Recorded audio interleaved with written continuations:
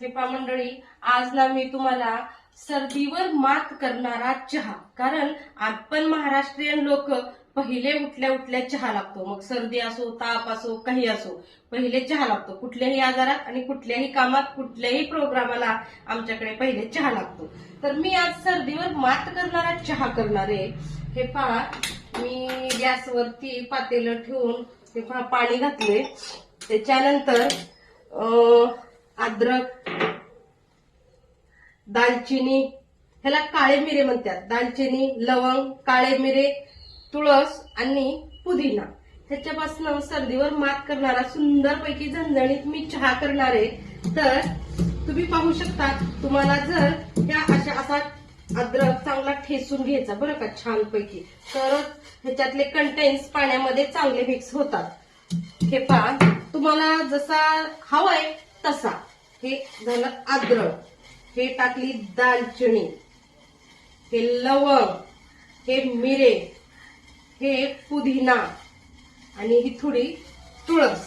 मग असा चहा तर कोणालाच प्यावा वाटणार नाही, कारण हा तिखट आणि बेचव लागतो. तर त्याच्यासाठी मस्त एक मी रेसिपी सांगते, ते म्हणजे हा होता काढा, आता बनतो चहा. हे पहा, थोडीशी चहा पावडर आणि तुम्हाला हवंय तसं साखर टाकू शकता, गुळ टाकू शकता, काही पण तुमच्या मनावरती. सुंदरपैकी असा हा झणझणीत चहा बनवायचा.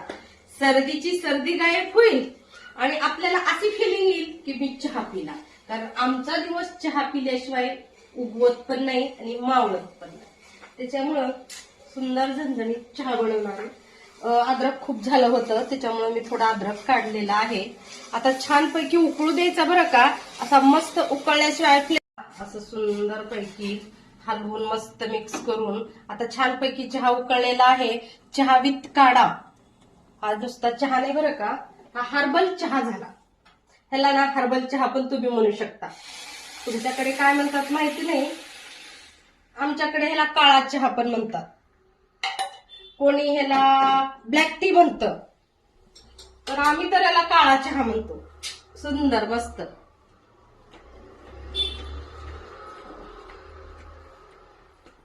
बाहेर बसायला पाहिजे होतं.